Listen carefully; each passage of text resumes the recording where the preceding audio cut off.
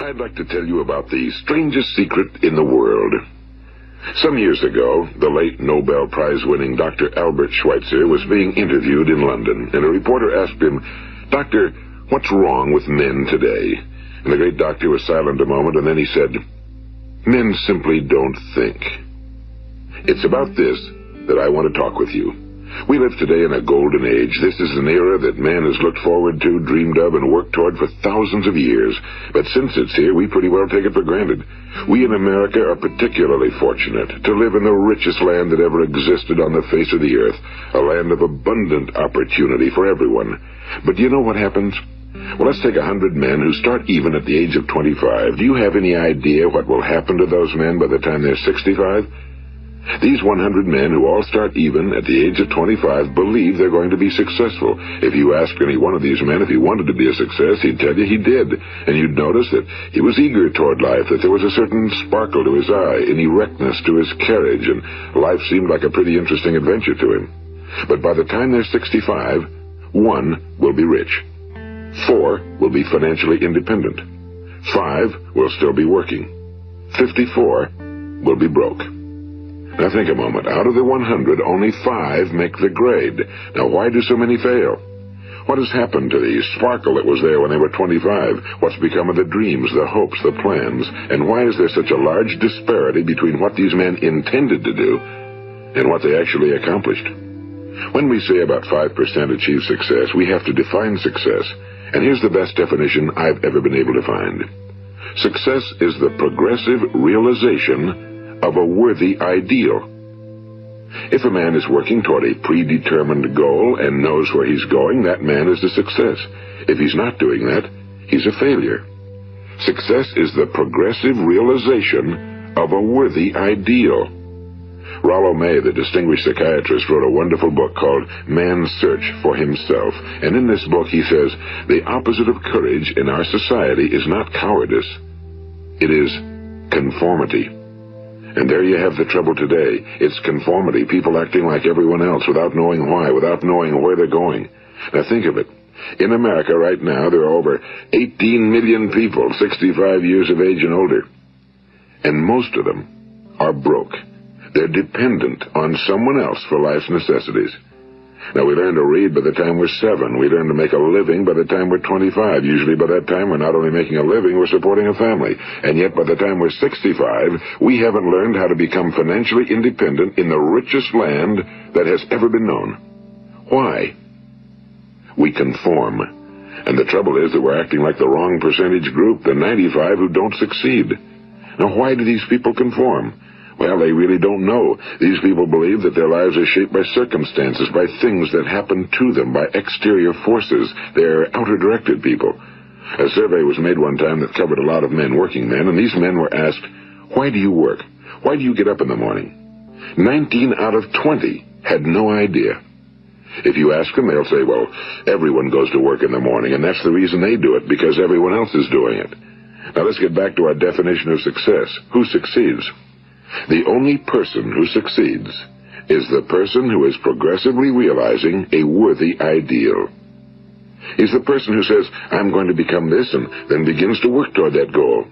I'll tell you who the successful people are. A success is the school teacher who's teaching school because that's what he or she wants to do. The success is the woman who's a wife and mother because she wanted to become a wife and mother and is doing a good job of it. The success is the man who runs the corner gas station because that was his dream. That's what he wanted to do. The success is the successful salesman who wants to become a top-notch salesman and grow and build with his organization. A success is anyone who is doing deliberately a predetermined job because that's what he decided to do deliberately. But only 1 out of 20 does that. That's why today there isn't really any competition unless we make it for ourselves. Instead of competing, all we have to do is create. You know, for 20 years, I looked for the key which would determine what would happen to a human being.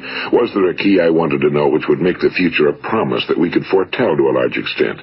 Was there a key that would guarantee a person's becoming successful if he only knew about it and knew how to use it? Well, there is such a key, and I've found it.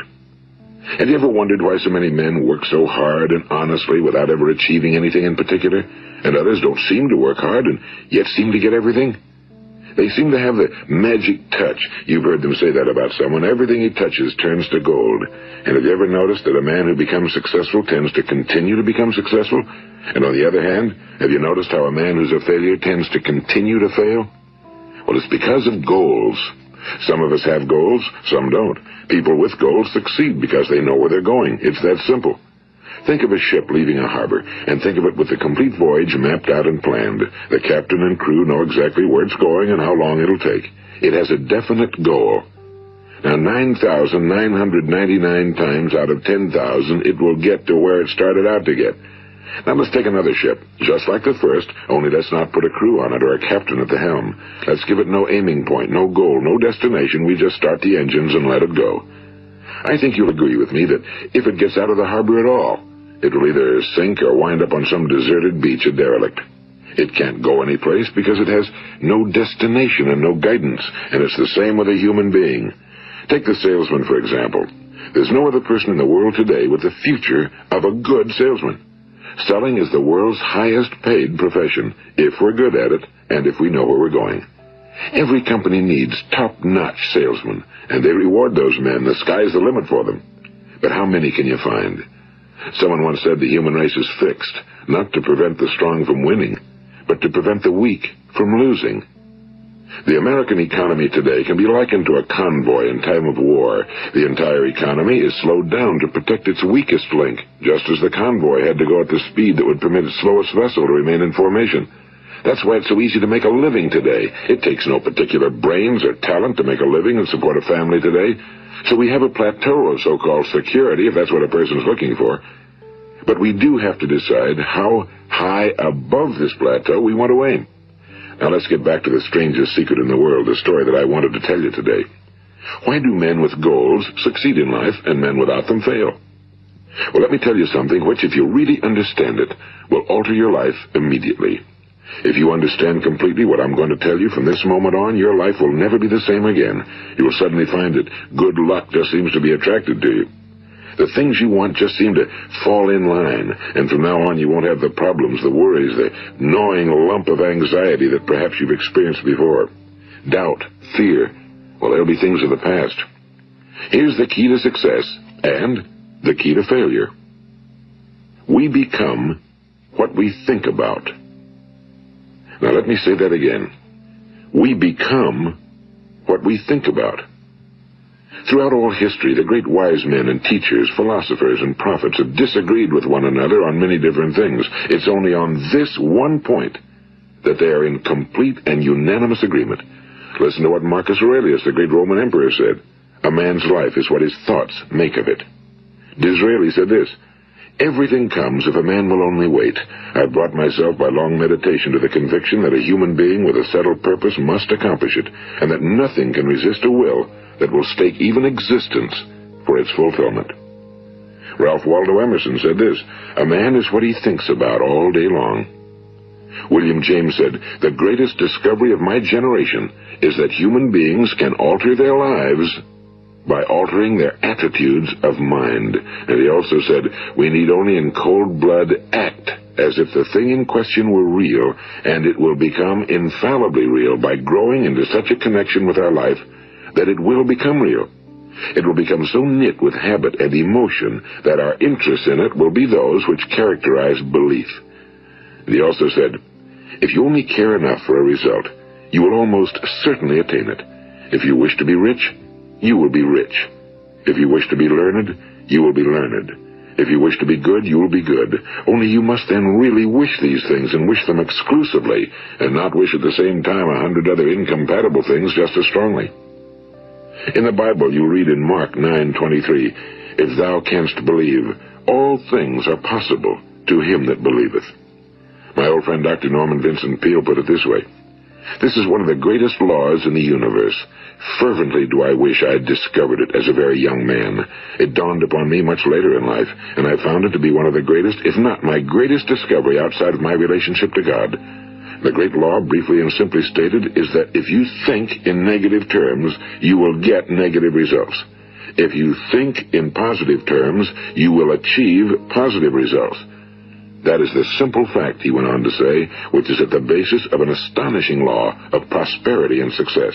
In 3 words, believe and succeed. William Shakespeare put it this way: our doubts are traitors and make us lose the good we oft might win by fearing to attempt. George Bernard Shaw said, people are always blaming their circumstances for what they are. I don't believe in circumstances. The people who get on in this world are the people who get up and look for the circumstances they want, and if they can't find them, make them. Well, it's pretty apparent, isn't it? And every person who discovered this for a while believed that he was the first one to work it out. We become what we think about. Now, it stands to reason that a person who's thinking about a concrete and worthwhile goal is going to reach it, because that's what he's thinking about, and we become what we think about. Conversely, the man who has no goal, who doesn't know where he's going, and whose thoughts must therefore be thoughts of confusion and anxiety and fear and worry, becomes what he thinks about. His life becomes one of frustration and fear and anxiety and worry. And if he thinks about nothing, he becomes nothing. Now, how does it work? Why do we become what we think about? Well, I'll tell you how it works as far as we know. Now, to do this, I want to tell you about a situation that parallels the human mind.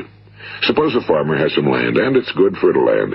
Now, the land gives the farmer a choice. He may plant in that land whatever he chooses. The land doesn't care. It's up to the farmer to make the decision. Now, remember, we're comparing the human mind with the land because the mind, like the land, doesn't care what you plant in it. It will return what you plant, but it doesn't care what you plant. Now, let's say that the farmer has 2 seeds in his hand. One is a seed of corn. The other is nightshade, a deadly poison. He digs 2 little holes in the earth, and he plants both seeds, one corn, the other nightshade. He covers up the holes, waters, and takes care of the land, and what will happen? Invariably, the land will return what's planted. As it's written in the Bible, as ye sow, so shall ye reap. Now remember, the land doesn't care. It'll return poison in just as wonderful abundance as it will corn. So up come the 2 plants, one corn, one poison. Now, the human mind is far more fertile, far more incredible and mysterious than the land, but it works the same way. It doesn't care what we plant. Success, failure. A concrete, worthwhile goal, or confusion. Misunderstanding, fear, anxiety, and so on. But what we plant, it must return to us. You see, the human mind is the last great unexplored continent on Earth. It contains riches beyond our wildest dreams. It will return anything we want to plant. Now, you might say, well, if that's true, why don't people use their minds more? Well, I think they figured out an answer to that one, too. Our mind comes as standard equipment at birth. It's free, and things that are given to us for nothing we place little value on. Things that we pay money for, we value. The paradox is that exactly the reverse is true. Everything that's really worthwhile in life came to us free. Our minds, our souls, our bodies, our hopes, our dreams, our ambitions, our intelligence, our love of family and children and friends and country, all these priceless possessions are free. But the things that cost us money are actually very cheap and can be replaced at any time. A good man can be completely wiped out and make another fortune. He can do that several times. Even if our home burns down, we can rebuild it. But the things we got for nothing, we can never replace. The human mind isn't used because we take it for granted. Familiarity breeds contempt. It can do any kind of job we assign to it, but generally speaking, we use it for little jobs instead of big, important ones. Universities have proved that most of us are operating on about 10% or less of our abilities. So decide now, what is it you want? Plant your goal in your mind. It's the most important decision you'll ever make in your entire life. What is it you want? Do you want to be an outstanding salesman? A better worker at your particular job? Do you want to go places in your company? In your community? Do you want to get rich? All you've got to do is plant that seed in your mind, care for it, work steadily toward your goal, and it will become a reality. It not only will, there's no way that it cannot. You see, that's a law, like the laws of Sir Isaac Newton, the laws of gravity. If you get on top of a building and jump off, you'll always go down. You'll never go up, and it's the same with all the other laws of nature. They always work. They're inflexible. Think about your goal in a relaxed, positive way. Picture yourself in your mind's eye as having already achieved this goal. See yourself doing the things you will be doing when you've reached your goal. Ours has been called the phenobarbital age, the age of ulcers and nervous breakdowns and tranquilizers, at a time when medical research has raised us to a new plateau of good health and longevity. Far too many of us worry ourselves into an early grave trying to cope with things in our own little personal ways without learning a few great laws that will take care of everything for us. These things we bring on ourselves through our habitual way of thinking. Every one of us is the sum total of his own thoughts. He is where he is because that's exactly where he really wants to be, whether he'll admit that or not. Each of us must live off the fruit of his thoughts in the future, because what you think today and tomorrow, next month and next year, will mold your life and determine your future. You're guided by your mind. I remember one time I was driving through eastern Arizona, and I saw one of those giant earth-moving machines roaring along the road at about 35 miles an hour with what looked like 30 tons of dirt in it, a tremendous, incredible machine, and there was a little man perched way up on top with the wheel in his hands guiding it. And as I drove along, I was struck by the similarity of that machine to the human mind. Just suppose you're sitting at the controls of such a vast source of energy. Are you going to sit back and fold your arms and let it run itself into a ditch? Or are you going to keep both hands firmly on the wheel and control and direct this power to a specific, worthwhile purpose? It's up to you. You're in the driver's seat.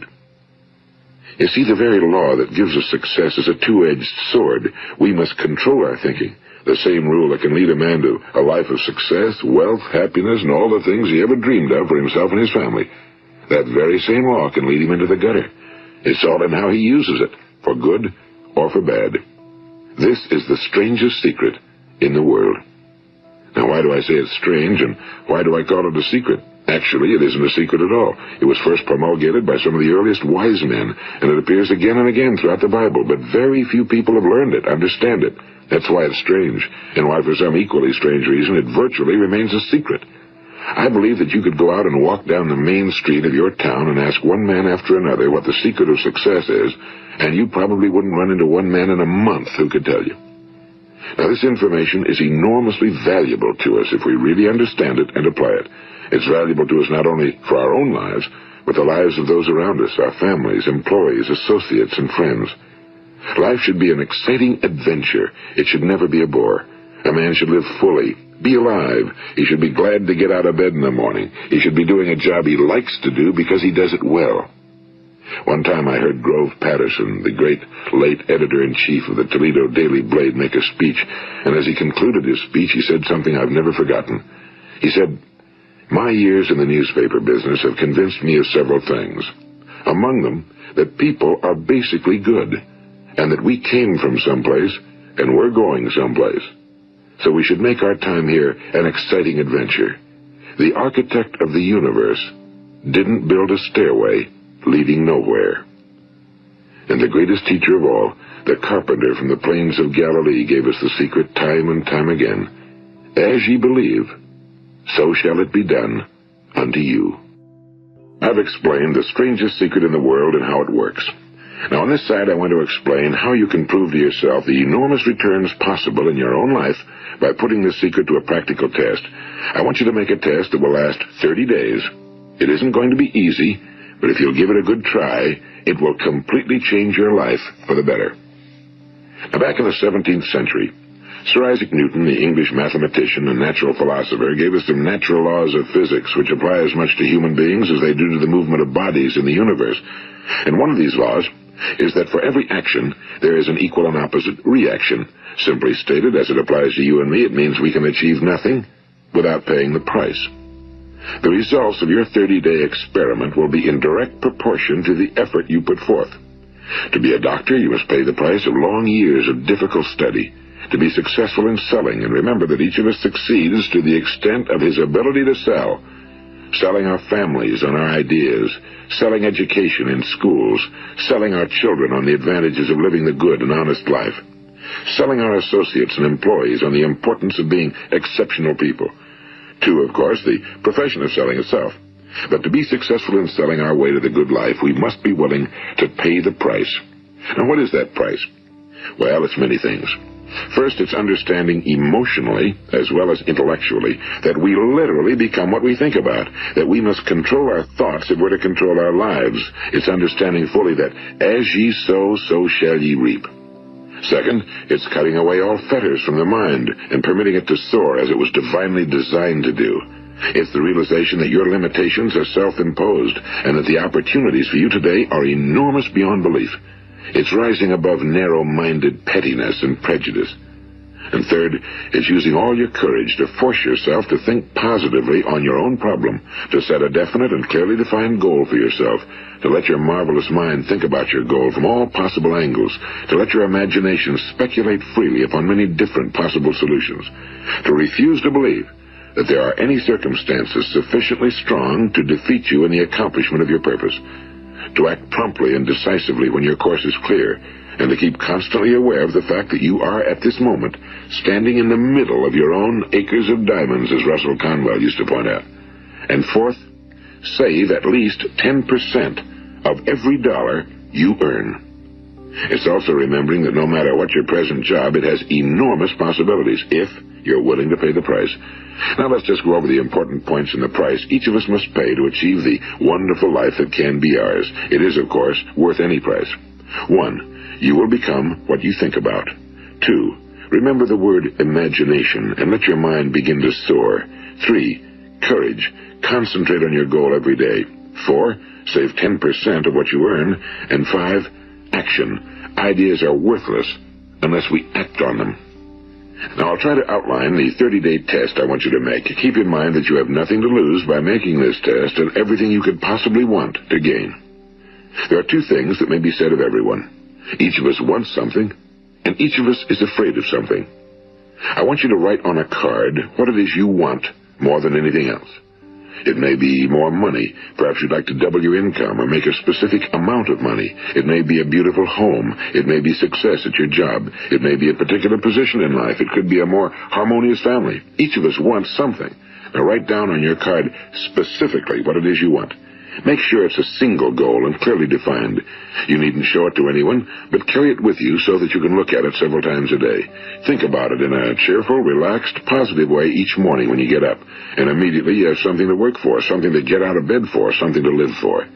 Look at it every chance you get during the day and just before going to bed at night. And as you look at it, remember that you must become what you think about, and since you're thinking about your goal, you realize that soon it will be yours. In fact, it's yours really, the moment you write it down and begin to think about it. Look at the abundance all around you as you go about your daily business.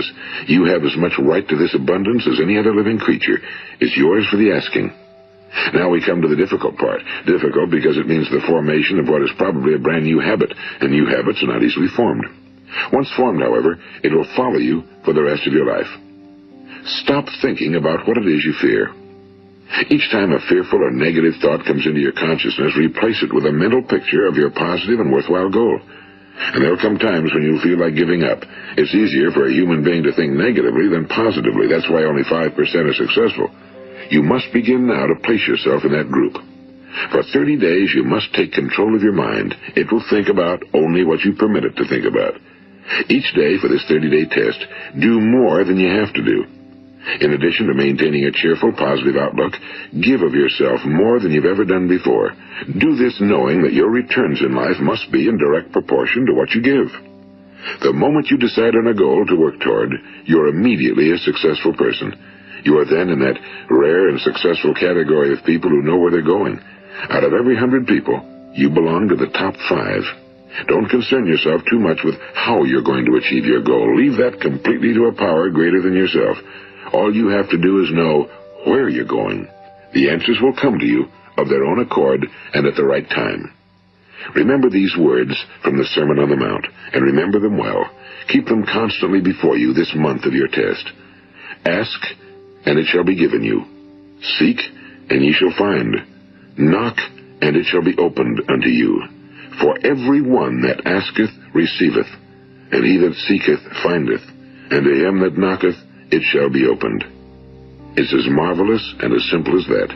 In fact, it's so simple that in our seemingly complicated world, it's difficult for an adult to understand that all he needs is a purpose and faith. For 30 days, do your very best. If you're a salesman, go at it as you've never done before, not in a hectic fashion, but with the calm, cheerful assurance that time well spent will give you the abundance in return you deserve and want. If you're a homemaker, devote your 30-day test to completely giving of yourself without thinking about receiving anything in return, and you'll be amazed at the difference it makes in your life. No matter what your job, do it as you've never done it before for 30 days. And if you've kept your goal before you every day, you'll wonder and marvel at this new life you've found. Dorothea Brand, the outstanding editor and writer, discovered it for herself and tells about it in her fine book, Wake Up and Live. Her entire philosophy is reduced to the words, act as though it were impossible to fail. She made her own test with sincerity and faith, and her entire life was changed to one of overwhelming success. Now, you make your test for 30 full days. Don't start your test until you've made up your mind to stick with it.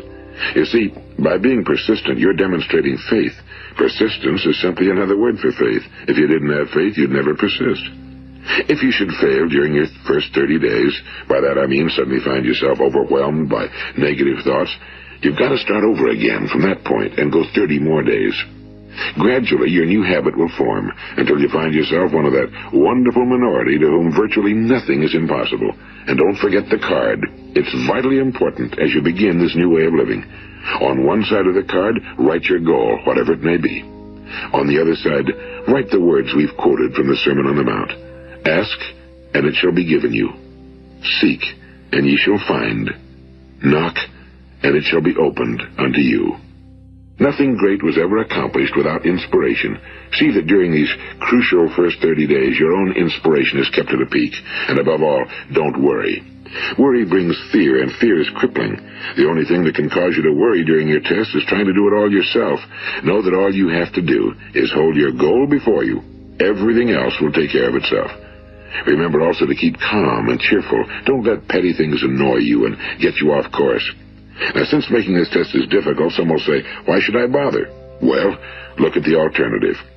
No one wants to be a failure. No one really wants to be a mediocre individual. No one wants a life constantly filled with worry and fear and frustration. Therefore, remember that you must reap that which you sow. If you sow negative thoughts, your life will be filled with negative things. If you sow positive thoughts, your life will be cheerful, successful, and positive. Now, gradually, you will have a tendency to forget what you've heard on this recording. Play it often. Keep reminding yourself of what you must do to form this new habit. Gather your whole family around at regular intervals and listen to what's been said here. You know, most men will tell you that they want to make money without understanding the law. The only people who make money work in a mint. The rest of us must earn money. This is what causes those who keep looking for something for nothing or a free ride to fail in life. The only way to earn money is by providing people with services or products which are needed and useful. We exchange our time and our product or service for the other man's money. Therefore, the law is that our financial return will be in direct proportion to our service. Now, success is not the result of making money.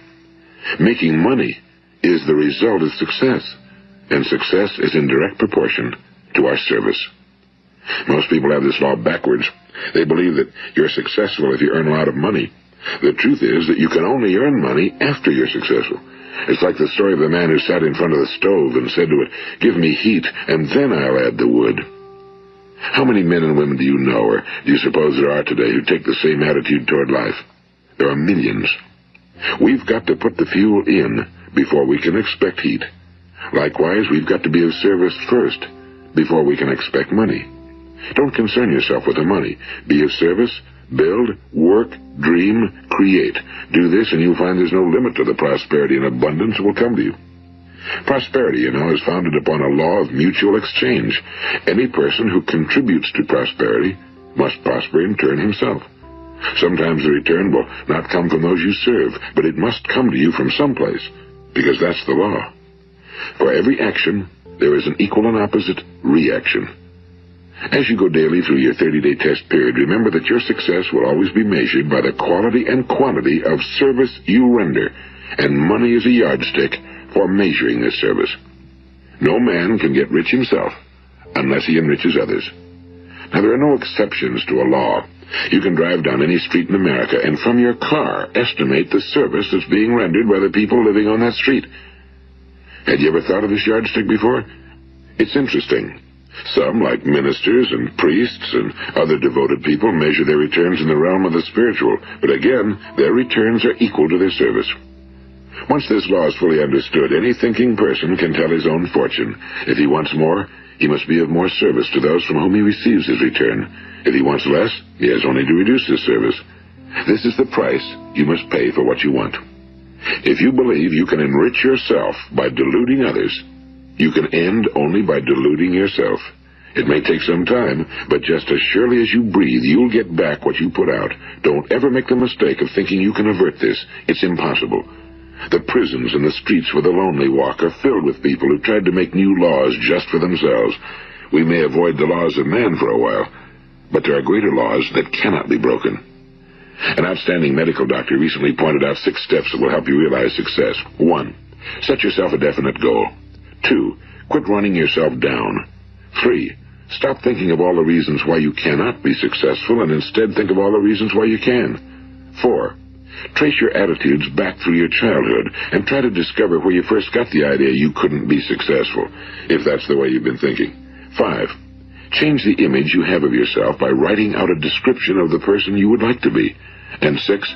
Act the part of the successful person you have decided to become. The doctor who wrote those words is a noted West Coast psychiatrist, Dr. David Harold Fink.